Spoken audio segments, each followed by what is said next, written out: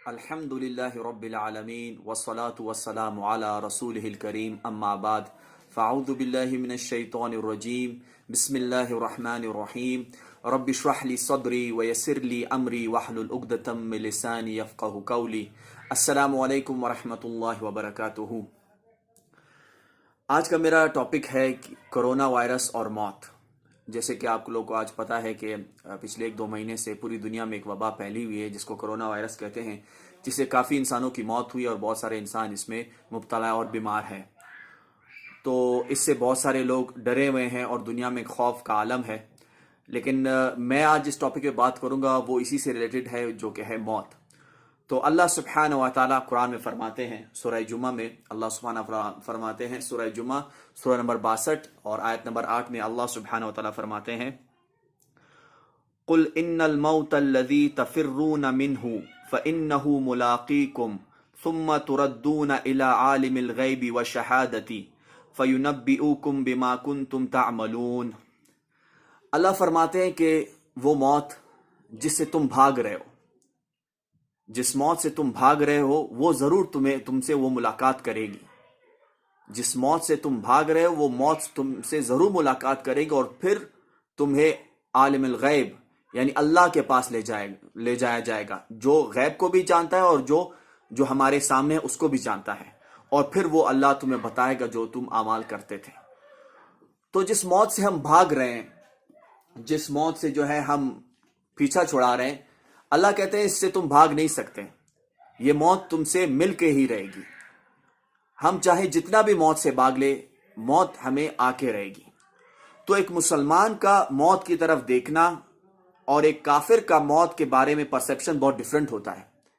ایک کافر اپنی پوری زندگی کوشش کرتا ہے کہ وہ موت کو اوائڈ کرے، کیونکہ وہ موت کو ایک اینڈ آف لائف سمجھتا ہے، وہ خاتمہ سمجھتا ہے اپنی زندگی کا، اپنی لذتوں کا، اور اپنی جتنے بھی اس کے ایمبیشنز ہیں وہ اس کو خاتمہ سمجھتا ہے، اس کو اس کے بعد کچھ نظر نہیں آتا۔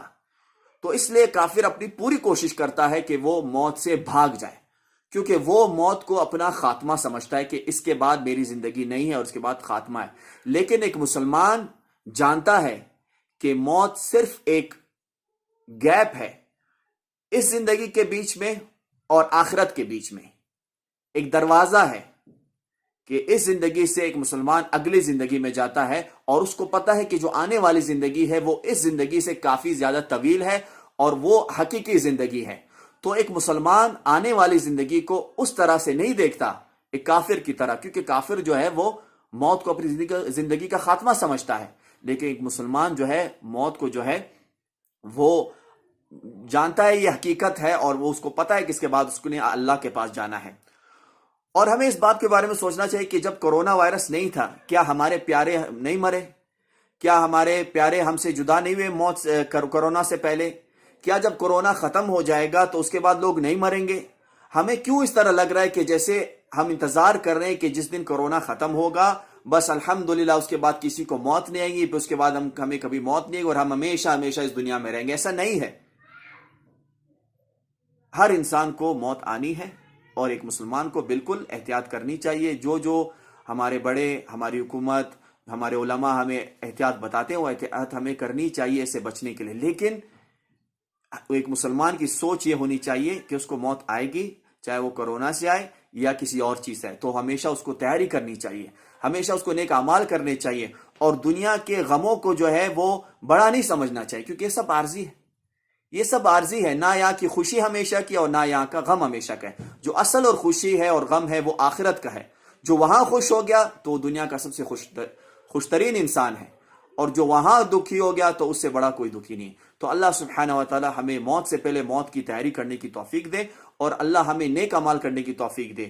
اللہ سبحانہ و تعالی ہمیں زندہ رکھے تو اسلام پہ رکھے، اور ہمیں موت دے تو ایمان پر دے۔ السلام علیکم ورحمۃ اللہ وبرکاتہ۔